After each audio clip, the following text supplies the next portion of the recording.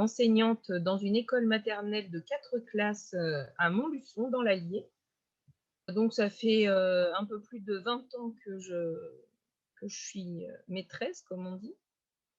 Et donc, ça doit faire à peu près 20 ans que je pratique quand même la pédagogie coopérative. J'ai toujours pratiqué à peu près comme ça, parce que je n'avais pas du tout envie de faire autrement. Est-ce que tu peux dire pour toi, ce que c'est que la pédagogie coopérative, Cécile? En fait, c'est de fonctionner peut-être plus en écoutant les élèves. Après, j'imagine qu'il y a des enseignants qui écoutent les élèves en pratiquant une pédagogie plus classique. Mais pour moi, j'avais l'impression de plus écouter les élèves justement en fonctionnant en coopération. C'est-à-dire en leur demandant vraiment très régulièrement ce qu'ils avaient envie de faire dans la classe, même si du coup c'est des choses qu'on n'a pas préparées à l'avance. Eh bien après c'est des choses sur lesquelles on peut rebondir et voilà, et qu'on prépare le soir ou le week-end juste après, mais voilà quoi, c'est plus au moins on part plus de ce que eux ils ont envie de faire. Et puis qu'est-ce que c'est pour moi la coopération? C'est aussi faire des projets, laisser beaucoup de place aux élèves en fait, les laisser s'exprimer, que ce soit d'ailleurs pour des choses qui peuvent paraître importantes comme justement par exemple proposer des projets, mais aussi des choses moins importantes comme c'est classique et on entend parler dans la pédagogie coopérative, mais par exemple les quads neufs, souvent les gens ne le font pas parce qu'ils ont l'impression que c'est pas important du tout les quads neufs, parce qu'en fait ils parlent de petites broutilles. Et en fait moi-même dans ma classe, en fait on parle même pas du quad neuf, en fait c'est des moments, nous on appelle ça la causerie, parce qu'en fait c'est vraiment des moments complètement de bavardage en fait entre les enfants. Et au final, c'est hyper enrichissant parce qu'en fait, on apprend vraiment à connaître les élèves, parce que souvent, on ne prend pas le temps de discuter avec eux. On arrive le matin, on se met directement à travailler, entre guillemets. Et là, finalement, on travaille aussi parce que déjà, ils parlent vraiment et ils se donnent la parole eux-mêmes, etc. Et voilà, et c'est des moments qui sont hyper riches, en fait. T'écoutant parler, moi, il y a deux choses qui me viennent.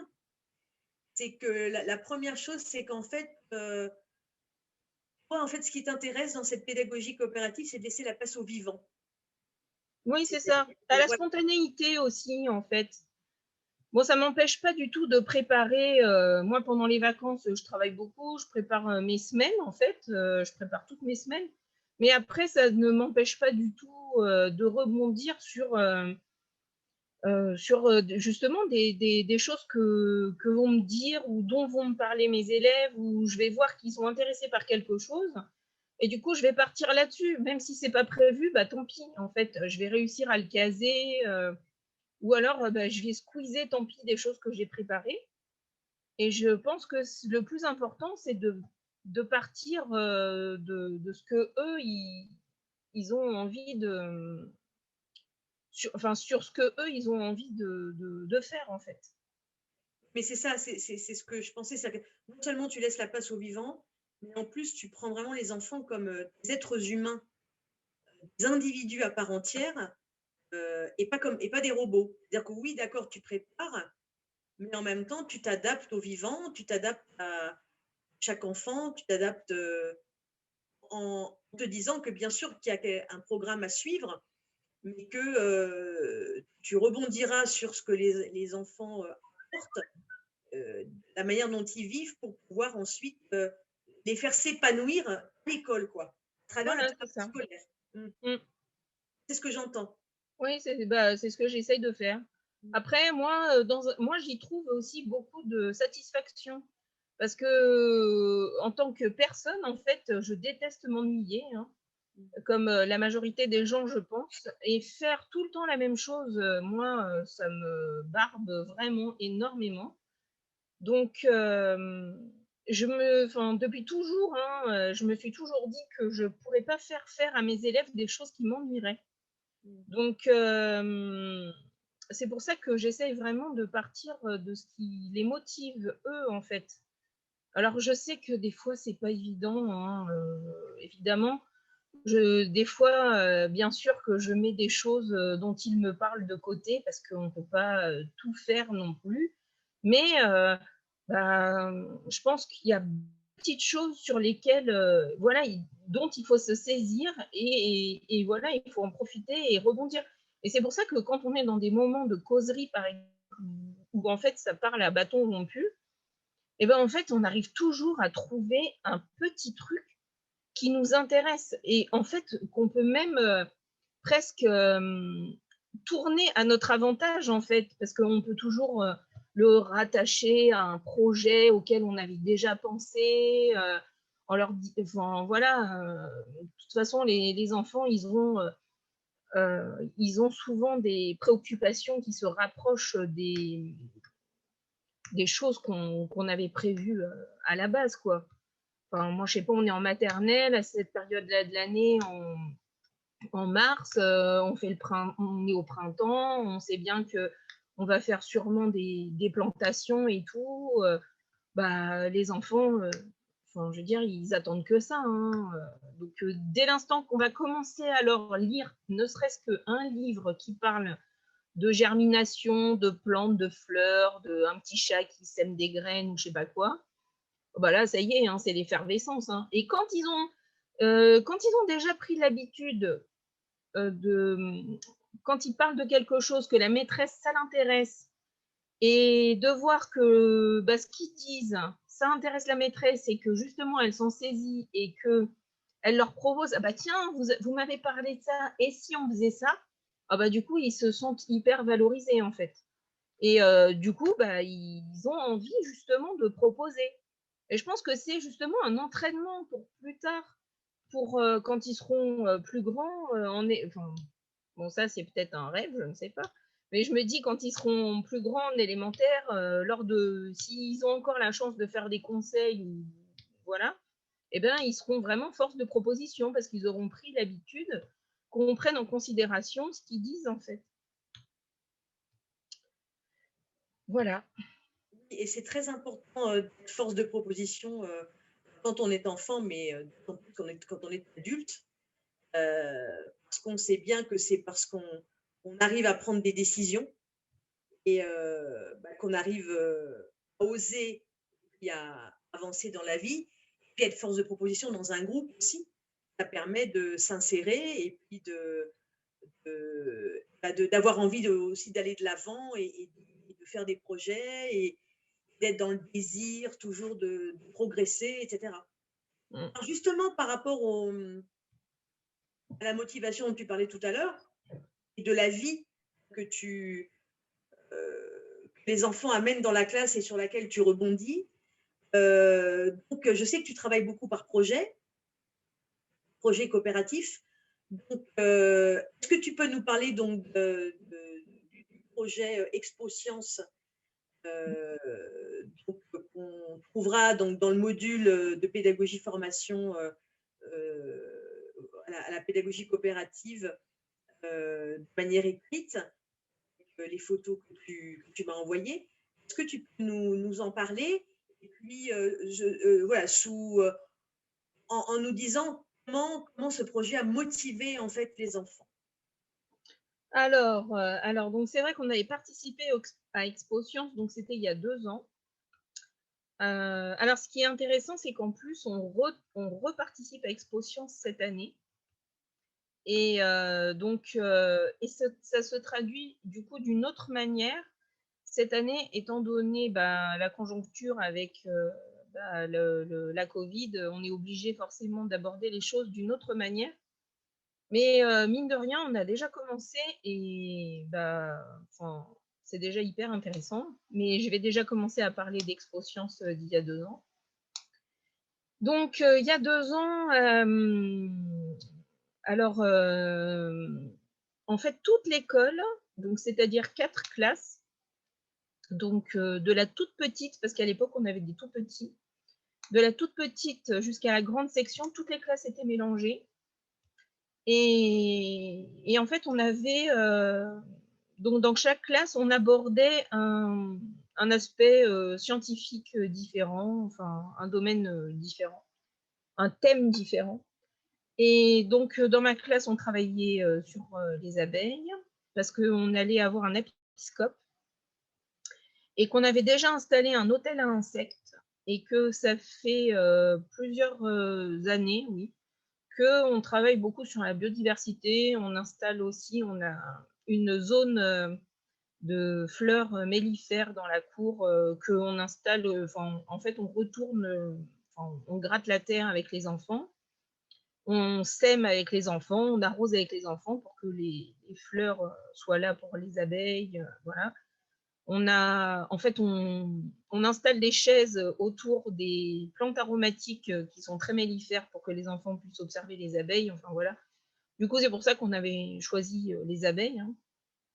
Alors bon, c'est pas vraiment les enfants qui ont choisi le thème, mais c'était quelque chose qui les intéressait déjà, donc voilà, on voulait approfondir la chose parce que en fait, il y en avait plein qui nous posaient des questions sur les abeilles. Bon, et puis il y a toujours des fausses idées du genre, quand ils voient une petite abeille, c'est un bébé abeille. Enfin, voilà, ils mélangent, le bourdon, c'est le mâle enfin, le papa abeille, enfin, des trucs classiques, quoi. Bon, après, ils peuvent pas tout savoir, hein.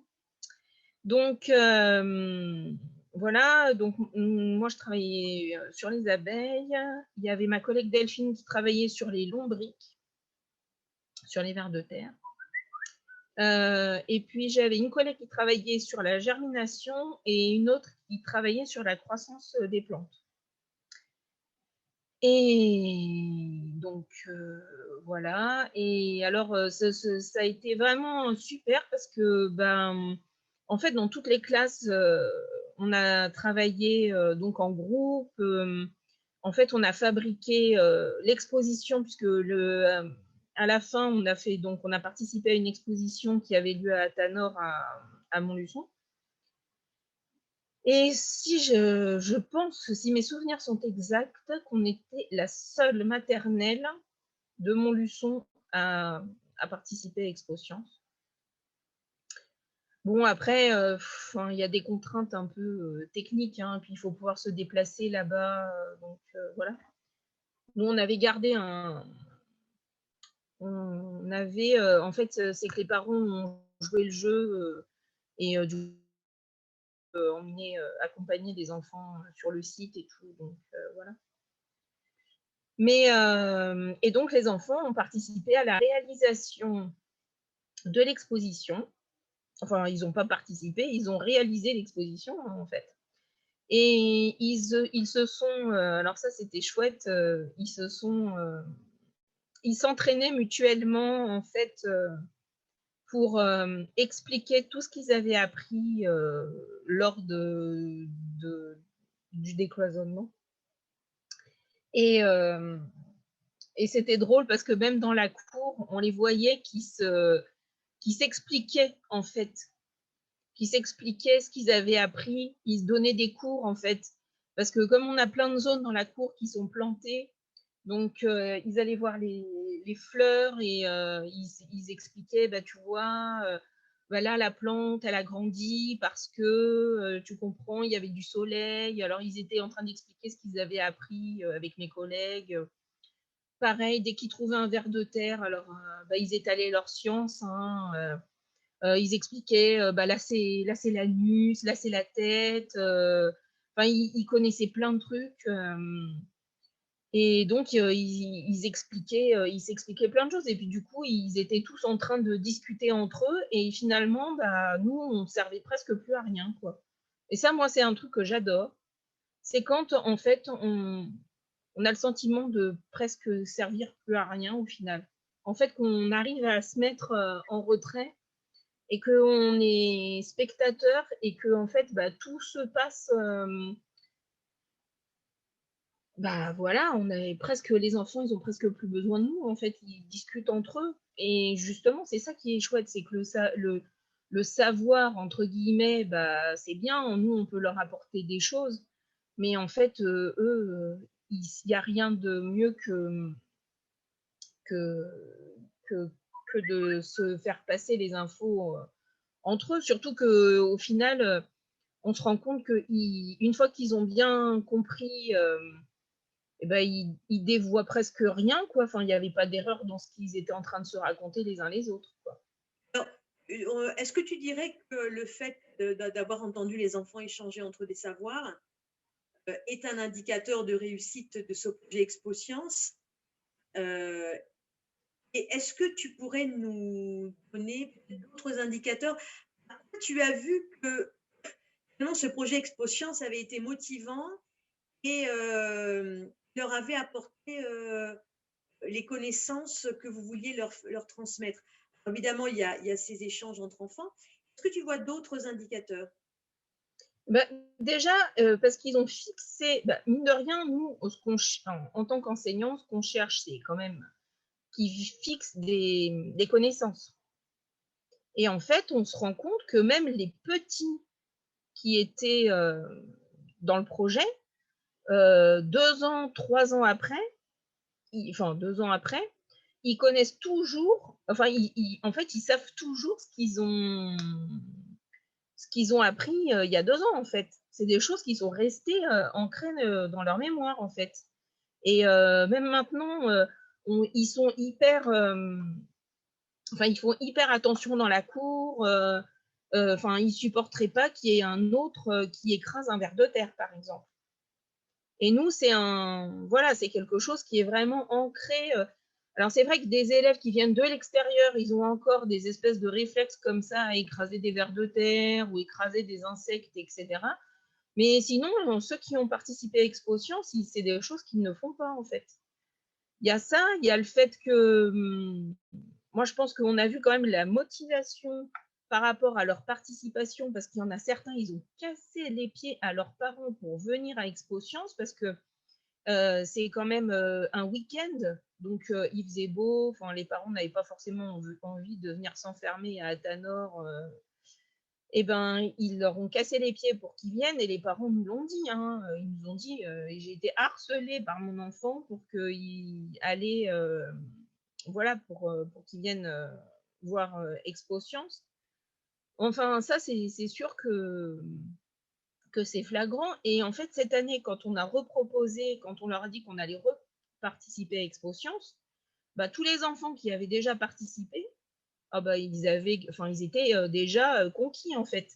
Et on sait que les CP qui sont partis et qui ont participé, c'est un truc qu'ils ont adoré, en fait. Et que, par exemple, on a des frères, des sœurs, ils savent qu'on refait Expo Science et ils regrettent, quoi, en fait. Ils disent, oh, t'as de la chance, moi j'aimerais bien le faire, le refaire. Voilà, donc. Est-ce que tu dirais que cette motivation, tu la retrouves dans tous les projets coopératifs que tu mets en œuvre? La valorisation des projets donc, est un élément essentiel de la motivation? Ou tu dirais que c'est propre au projet Expo Science? Non, c'est pas propre au projet Expo Science. Après, Expo Science, c'est très chouette.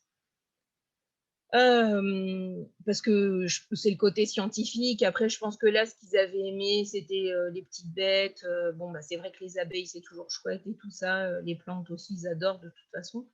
Mais après, tout ce qui est projet coopératif, de toute façon, ils adorent. Moi, je sais que, enfin, dans la classe, on fait, par exemple, une fois par semaine, on vote pour le livre de la semaine. Donc, tous les jours, le lundi, le mardi, le jeudi, je leur lis une histoire. Et le vendredi, en fait, ils peuvent chacun, en fait, ils votent pour le livre qu'ils ont préféré dans la semaine. Et donc, tout le monde vote.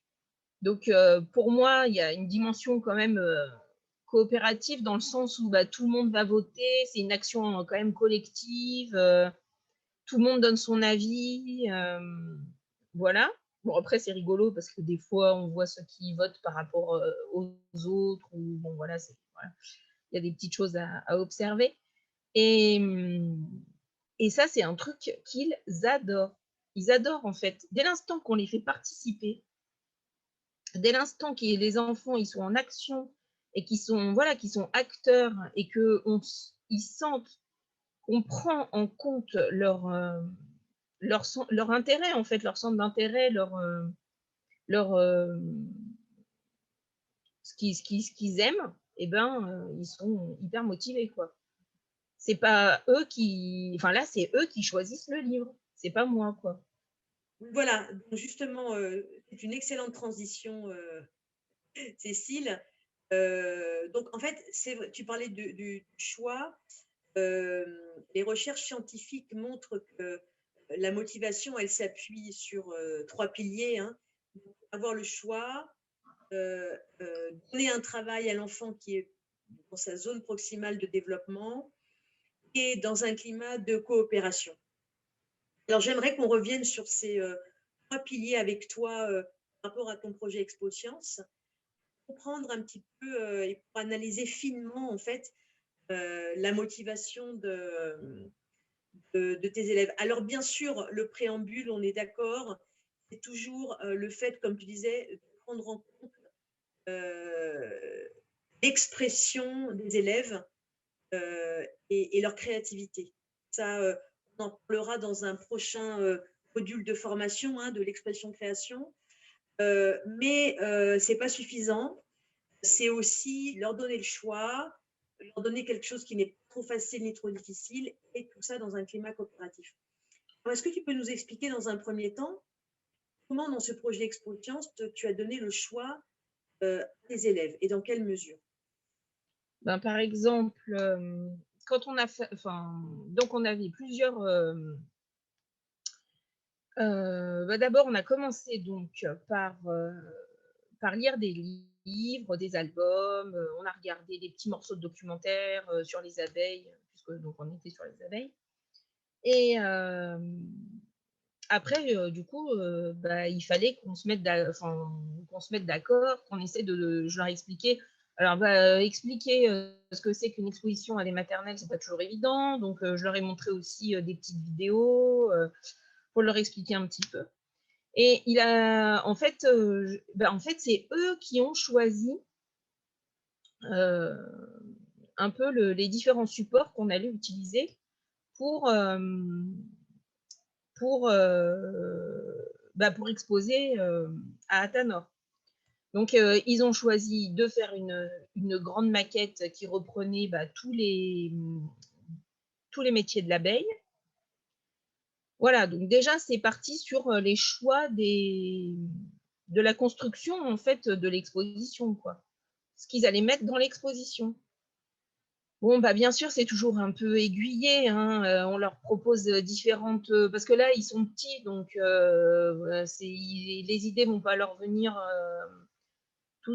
toutes seules, mais Non, bien en fait, sûr, mais vous leur voilà, proposez différentes euh, voilà, solutions et ensuite, eux font leur choix en fonction de leurs envies, c'est ça? voilà, c'est ça. Donc, par exemple, ben, alors il y avait ceux qui s'occupaient des expériences. Donc, c'est pareil, j'avais proposé différentes petites expériences possibles. Donc, ils ont choisi celles qu'ils voulaient mettre en œuvre. Du coup, il a fallu faire la liste du matériel, il a fallu qu'ils essayent, qu'ils testent et tout. Donc, en fait, il y avait un groupe qui s'occupait plutôt des expériences, un groupe qui s'occupait plutôt de ce qui était la grosse maquette là sur les ouvrières, et enfin sur les ouvrières, sur les différents métiers de l'abeille. Et puis après, on avait fait des documents. Enfin, ils avaient choisi, ils avaient vu que en fait, on pouvait faire des schémas un peu légendés. Et en plus, il y a un truc qu'ils adorent manipuler, c'est la plastifieuse. Donc, ils n'avaient qu'une envie, c'était plastifier des trucs. Donc, je leur avais dit, bah, il n'y a pas de problème, on peut utiliser la plastifieuse. Et donc, je leur ai proposé de faire des étiquettes, voilà, pour faire des petits jeux et tout ça. Donc, il y avait ceux qui s'occupaient plus de la fabrication des petits jeux. Après, tout ça, moi, il n'y a rien qui est jamais figé. S'il y en a qui voulaient passer d'un groupe à l'autre, aucun problème. D'accord, donc Donc, vous avez effectivement le choix parmi les pistes proposées, le choix du groupe qui le souhaitait, et quelque chose que tu n'as pas dit, qui évidemment pour toi va de soi, qui ne va pas forcément de soi pour les enseignants qui nous écouteront, et bien sûr le choix des copains avec qui ils travaillent. ah oui, bah ça oui, forcément. Bah oui, puisque en fait, ils choisissaient leur atelier, donc en fait, les groupes se forment en fait d'eux-mêmes. Moi, j'impose à personne de travailler avec personne, en fait. Alors, Chaque... qu'est-ce que tu répondrais éventuellement à un enseignant qui te dirait oui, mais en même temps, si on met tous ceux qui sont trop bavards ensemble, ou alors si les enfants se mettent spontanément avec d'autres enfants, mais sont un petit peu faibles scolairement, même si je déteste ce mot, bien entendu, mais tu vois ce que je veux dire, Oui, pas le langage. Qu'est-ce que tu répondrais à ces enseignants qui ont des craintes par rapport à ça? bah en fait, en fait, ça me ferait rire. Parce qu'en fait, pour moi, je vois pas de problème. Parce qu'en fait, les groupes, ils bougent tout le temps. Donc, les enfants se mélangent en permanence. Euh, Moi, je l'observe, enfin là, c'est pour Expo Science, mais je l'observe dans ma classe tout le temps. Enfin, moi, je j'ai pas de groupe, j'ai pas de groupe. Et pourtant, j'ai un double niveau moyen-grand, là, par exemple, cette année. Et mes grands travaillent avec les moyens travaillent avec les grands. Très exceptionnellement, je réserve du travail aux grands, quoique j'ai des moyens qui viennent souvent avec les grands, enfin bref. Mais en fait, j'arrive même, enfin, en fait, je pense que les enfants, à force d'avoir l'habitude de travailler tous ensemble, il n'y a pas vraiment de groupe. En fait, même s'il y a des enfants qui s'apprécient, il y a souvent des petits binômes, des trinômes dans les classes, des petits groupes d'enfants qui aiment bien être ensemble. Oui, ça c'est sûr. Mais en fait, dès l'instant qu'ils ont l'habitude justement de travailler tout le temps ensemble, mais quand je dis ensemble, toute la classe ensemble, je veux dire, avec des groupes qui tournent tout le temps, eh bien, en fait, ils n'ont pas le réflexe de se mettre ensemble. Et surtout quand on leur permet, quand ils ont fini de faire leur travail, d'aller faire autre chose. Je ne sais pas si je suis claire. Parce que du coup, même s'ils aiment bien être ensemble, ils ne vont pas travailler au même rythme. Donc forcément, bah, même s'ils aiment bien être ensemble, il y en a toujours un qui va finir avant l'autre. Et du coup, celui-ci va laisser la place à un autre. Et finalement, du coup, voilà, ça va rebrasser au final. Jamais, tu ne t'es jamais dit, il faut absolument faire des groupes de niveau, ou alors au contraire, il faut que les enfants se mélangent. Donc, je vais choisir, on va dire, un enfant très très fort au niveau du langage, un autre enfant plus faible. Il faut qu'il se... Non, je n'ai jamais posé ce genre de questions. Ça se Ben, fait naturellement. non, oui, voilà. C'est que évidemment, on peut se poser la question. Je comprends qu'on se pose cette question. Mais honnêtement, dans ma classe, enfin, dans ma classe et tous les ans, j'ai envie de dire, hein, parce que c'est pas que cette année, ça se fait toujours naturellement. À partir du moment où ils ont tout le temps l'habitude de se mélanger et de brasser, moi, je j'ai pas d'enfants, ça ne m'arrive jamais hein, de voir des enfants qui sont tout, systématiquement collés l'un à l'autre. Par contre, moi, j'ai quand même des contraintes dans ma classe. Par exemple, j'ai un certain nombre de places aux tables. Donc, par la force des choses, par exemple, j'ai une table où effectivement j'ai des jeux de construction toute la journée. J'ai que 4 places à cette table. Donc, bah, quand il y a que voilà, quand les places sont prises, et bah forcément, bah, tout le monde ne peut pas y être. Mais honnêtement, je veille, enfin, c'est un truc auquel je fais attention et enfin, c'est pas tout le temps les mêmes qui sont à cette table. Donc, Ok, bah, merci.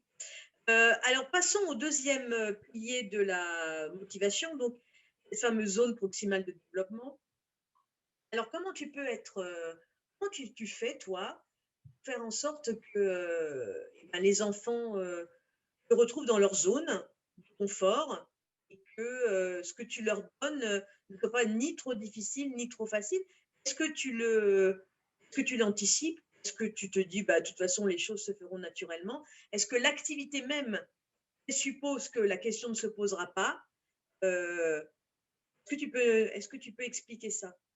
Bon, alors, pour la zone proximale, alors c'est un peu. C'est que. Alors, déjà, je pense que justement, d'où l'intérêt de bien connaître ces élèves et de leur laisser du temps de parole, en fait, et de discuter avec eux, parce que je trouve que quand on les connaît bien, et qu'on. Mais quand je veux dire bien les connaître, c'est-à-dire quand on discute vraiment avec eux et qu'on se rend compte de leur centre d'intérêt, etc., et ben en fait, on se rend plus compte de ce qu'ils sont capables de faire ou pas. Bien sûr, il y a le côté scolaire, mais il y a aussi le côté non scolaire qui est non négligeable, à mon sens. Après, moi, j'ai tendance à mettre la barre assez haute dans la classe. Je suis assez. Enfin, j'aime bien leur donner des choses qui leur nécessitent de la réflexion. J'aime bien voilà, j'aime bien les pousser. Après, si je sens qu'il y a un élève qui est en difficulté, justement, en fait, mes élèves savent que s'il y a quelque chose qui ne va pas, ils peuvent le dire, en fait. D'où l'intérêt aussi de laisser aux élèves beaucoup de temps de parole et de leur permettre de se sentir écoutés. Parce que du coup, ils vont savoir que dès qu'ils vont être en difficulté, au lieu d'être bloqués, ce qui n'empêche pas qu'il y en ait certains qui se sentent bloqués et qui n'osent pas le dire, hein, ça arrive encore. Mais il y en a quand même une grande majorité, ils savent que s'ils sont bloqués, ils peuvent le dire et du coup, bah, ils ne vont pas hésiter à le faire en fait. Donc voilà. Après, j'aime bien aussi leur dire que ce que je leur propose, c'est pas facile et que justement, ce que je veux, c'est qu'ils utilisent leur cerveau. Hein, ils le savent et d'ailleurs, je sais qu'ils le disent chez eux qu'ils utilisent leur cerveau. Je pense que c'est important pour eux de se rendre compte qu'ils font des efforts. Et d'ailleurs, ça les valorise parce qu'ils savent que justement, ils ont fait des efforts pour en arriver là. Maintenant, je laisse pas un élève en difficulté. Si je dois simplifier le travail ou le morceler, le faire en plusieurs fois, il n'y a aucun problème pour moi pour adapter le travail en fait. Et en fait, j'ai toujours suffisamment de choses ou comment dire, voilà, je prévois toujours suffisamment pour que les élèves qui vont finir vite, ils aient toujours quelque chose d'autre en stock à faire. Mais je ne parle pas de fiches, hein, bien sûr, hein, quand je dis ça. Et, et puis voilà, ceux qui ont plus de difficultés à faire le travail, il n'y a pas de souci, ils le feront différemment, ou ils en feront moins, ou je les aiderai plus. Puis là, tu parles de ton rôle, mais il y a aussi le rôle et ce sera le troisième pilier aussi, c'est-à-dire l'aspect coopératif, le Voilà. travail d'entraide. Alors ça, ils le savent très bien, parce qu'une des règles, et d'ailleurs on le répète souvent dans la classe, ils savent par exemple que quand on ne sait pas quelque chose, eh bien, dans un premier temps, ils ont complètement le droit de demander autour d'eux. Alors justement, hein, ils peuvent demander autour d'eux, il n'y a aucun souci. Alors des fois, pour certaines activités, on met en avant certains enfants quand on sait que vraiment ils sont hyper performants, voilà, parce que ça gêne. Enfin, dans ma tête, je me dis que ça gênera moins d'autres élèves qui pourraient, enfin voilà, qui auraient encore besoin d'un peu de temps pour être prêts, pour être tuteurs entre guillemets. Alors moi, j'utilise pas trop dans ma classe le terme le terme de tuteur en fait. Mais en tout cas, ils s'entraident beaucoup, ils se demandent beaucoup d'aide. Donc, ils ont tout à fait le premier réflexe, en fait, c'est ce que je leur dis. La première chose, c'est quand vous êtes coincé sur quelque chose, n'hésitez pas à demander aux autres autour de vous. Moi, dès l'instant, du coup, que j'entends que ça commence à papoter, bavarder, discuter, je sais qu'en fait, ils sont en train de se demander des conseils, de l'aide et tout. Du coup, ça me permet d'aller voir aussi. Alors, en règle générale, je ne suis pas envahissante. Dans un premier temps, je vais juste voir comment se déroule justement cette aide, en fait. Parce que, bon, bah, on sait bien que, surtout, bon, ils sont petits, c'est pas toujours évident d'aider sans faire le travail de l'autre à sa place. Donc, je vais juste voir comment l'autre arrive à gérer donc son aide. Et puis voilà, après, si je pense qu'il faut que j'intervienne et que voilà, je propose justement mon aide en plus. Et en règle générale, si celui qui a besoin d'aide juge que bah, justement il n'a rien compris à ce qu'on lui a expliqué, bah, à ce moment-là, il vient me voir. Très bien. Et puis, j'aimerais aussi que tu nous expliques, toujours sur ce volet, ce pilier de climat coopératif, comment tu fais pour, on revient au projet Expo Science, comment tu fais pour faire en sorte que les enfants se rencontrent sur l'objet travail, c'est-à-dire pour est-ce qu'il y a des instances où ils confrontent leur point de vue, où ils reviennent sur ce qu'ils ont fait, où ils en débattent, où ils montrent aux autres ce qu'ils ont fait, où les autres donnent leur avis. Est-ce que tu peux nous expliquer tout ça? Alors, quand on est sur Expo Science, en fait, on a un premier temps, quand on commence la séance, en fait, on fait un point pour dire où on en était, une espèce de mise en route, en fait, pour dire où on en était, ce qu'on avait fait, etc., ce qui reste à faire, un petit peu pour demander aussi à chacun ce qu'il a envie de faire lors de cette séance-là. Éventuellement, des fois, j'utilise par exemple le tableau où je fais des petits codages au tableau et puis je peux par exemple écrire le prénom des enfants qui ont envie voilà, de participer à telle activité, bon, par exemple. Et à la fin de l'activité, on prend toujours le temps pour faire un retour et pour dire bah, qu'est-ce que tu as fait, qu'est-ce qui t'a plu, est-ce que tu veux. Alors nous, on fait des félicitations, alors pas que pendant les conseils, on en fait à n'importe quel moment. Donc, est-ce que tu veux féliciter quelqu'un voilà, est-ce que quelqu'un t'a aidé voilà, on fait ce genre de retour systématiquement après, à la fin des séances, histoire de boucler et de, bah voilà, de valoriser le travail qui a été fait. La dernière fois, tu me parlais aussi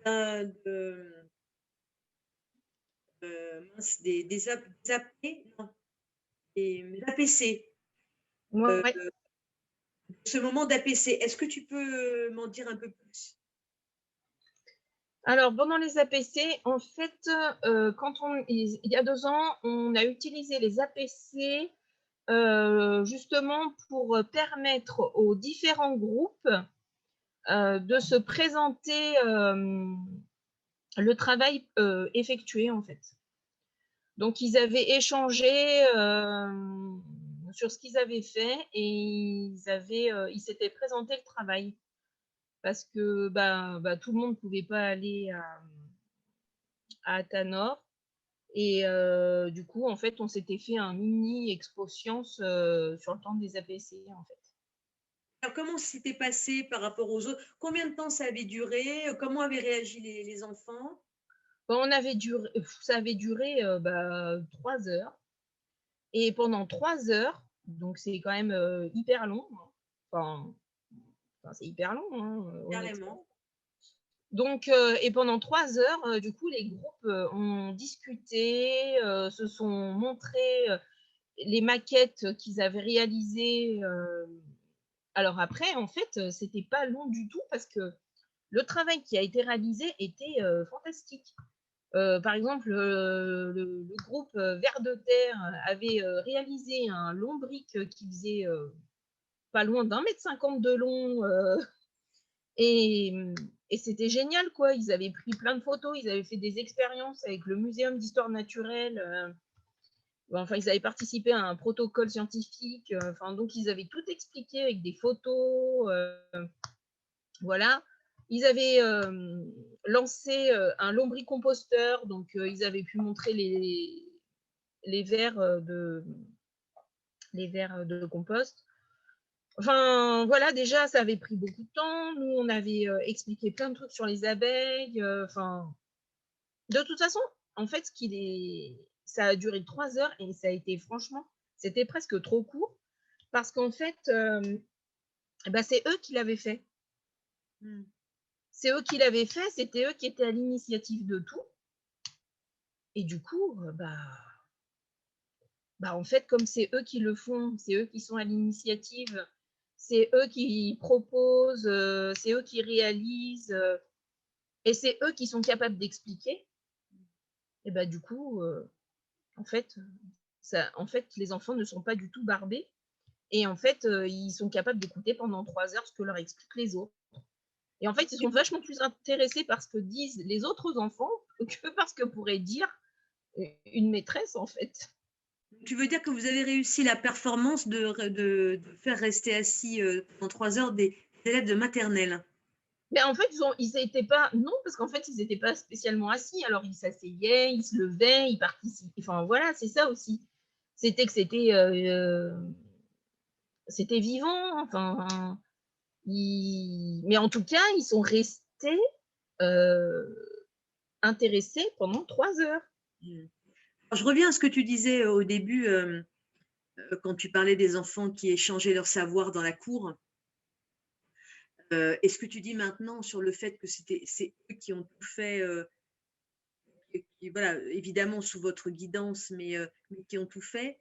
Ça me rappelle un petit peu ce que disait Sylvain Connac, donc, qui a été un institut en pédagogie coopérative à Montpellier et qui est maintenant enseignant-chercheur, qui disait qu'une vraie situation d'apprentissage, c'est une situation inédite et de communication. Et que toutes les tâches répétitives qui sont autour de cette situation d'apprentissage, donc pour les grands, l'orthographe, la grammaire, la conjugaison, pour les petits, peut-être du graphisme, des choses comme ça, les contraintes, disons, particulières, elles sont vraiment au service de cette situation d'apprentissage. Elles ne doivent pas exister hors sol. Et vraiment, moi, je trouve que ce projet Expo Science, c'est ça, c'est une situation totalement inédite et de communication. Voilà, elle s'est destinée à être communiquée. Et c'est pour ça que les enfants ont appris, ont retenu, et que comme tu dis, même 2 ans après, ils s'en souviennent encore. Ouais. Et là, cette année, on est en train de réitérer un peu l'exploit, j'ai envie de dire. Parce que là, on est parti sur les éléments cette année. Et en fait, on savait qu'on voulait partir sur les éléments. Donc, comme quoi, là-dessus, c'est pas forcément les enfants qui proposent le thème de base, quoi. Mais donc, on savait qu'on voulait partir sur les éléments. Et en fait, j'avais 2 élèves qui avaient mis. Alors, j'avais mis dans la bibliothèque des livres qui parlaient du vent, de la pluie, etc. Et j'avais 2 élèves, ils s'étaient pris d'amour pour un livre sur le climat. Et ils ont flashé sur les girouettes, en fait. Et en fait, justement, c'était sur un temps de présentation du matin. Donc, parce que le matin, ils présentent donc ce qu'ils ont fait lors de l'accueil, etc. Donc, ils me proposent ce livre, ils m'expliquent, voilà. Et je leur dis, écoutez, moi, les girouettes, très bien, si vous voulez, on peut essayer de fabriquer des girouettes. Alors, ni une ni deux, honnêtement, moi, je savais, bon, en gros, j'avais une vague idée, mais je ne savais pas vraiment. Donc, je vais avec eux, hein, avec la classe, hein, je je tape sur l'ordinateur, voilà, comment fabriquer des girouettes et tout en plastique, là. Je me doutais bien que ça pouvait se fabriquer en recyclage. Et voilà, donc on a trouvé tout de suite comment faire. Immédiatement, donc nous, on est sur Classroom, donc une application qui nous relie aux parents en temps réel. Donc, ni une ni deux, hop, j'ai envoyé un message aux parents. Donc, j'ai proposé aux enfants, s'ils voulaient qu'on fabrique des girouettes comme celles qu'on avait trouvées. Enfin, c'est des anémomètres. Hein. Donc, et ils savent très bien. Attention, il faut bien dire anémomètre avec eux.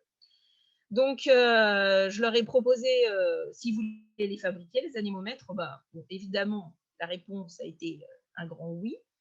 Donc, j'ai envoyé immédiatement un message aux parents. On a récupéré dès le lendemain des bouteilles et on a commencé à planter nos girouettes dans la cour et on en a je ne sais pas combien dans la cour.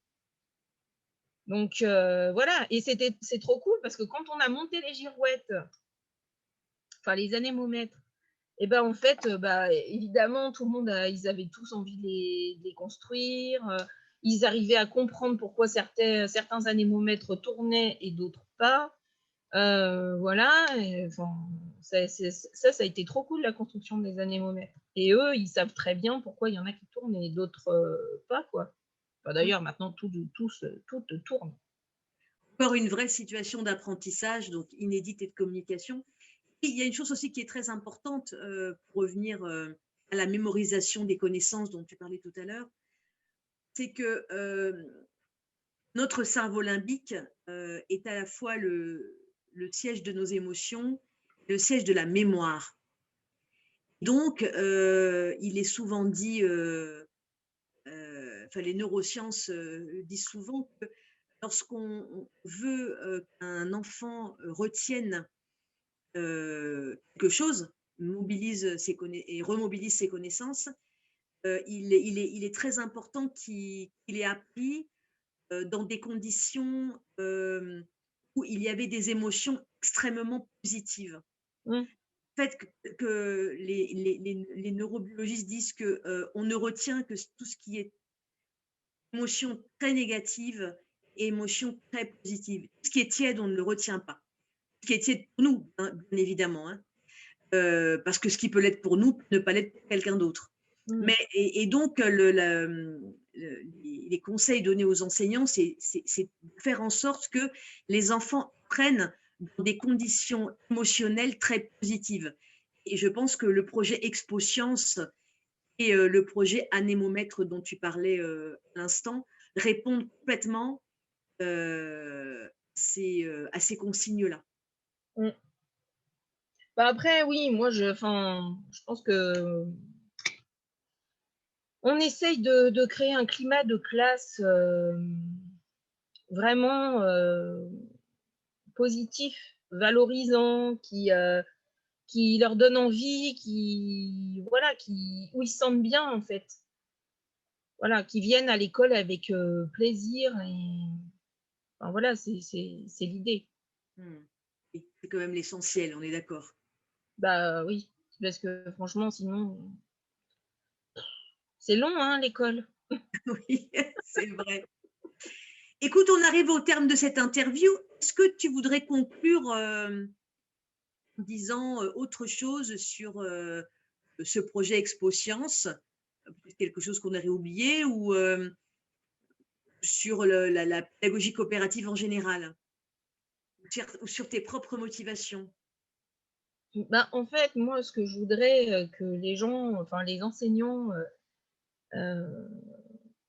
j'aimerais que les enseignants se disent que faire de la coopération, c'est pas difficile et que c'est à la portée de tout le monde et qu'on n'est pas obligé non plus de faire de la coopération au final toute la journée, que ça peut être des petites choses qui demandent rien, ça demande rien hein, matériellement, mais au final, ça change tout. Ça change tout. Je pense que ça rend les élèves plus heureux, honnêtement, vraiment. Ça coûte pas grand-chose, enfin ça coûte rien. Des fois, on peut penser que c'est chronophage, mais en fait, c'est du temps qui est gagné par la suite. Et ça nous fait du bien à soi aussi, en fait. Voilà. C'est un beau mot de la fin, ma chère Cécile. Donc, je rappelle que les enseignants qui sont dans le secteur de Montluçon peuvent te contacter Oui, si c'est vrai. ils ont envie de se lancer de cultiver la coopération dans leur classe. Oui, j'ai des petits trucs qui, justement, qui sont pas très chronophages et qui peuvent, voilà, qui peuvent aider à améliorer le petit climat de classe, hein.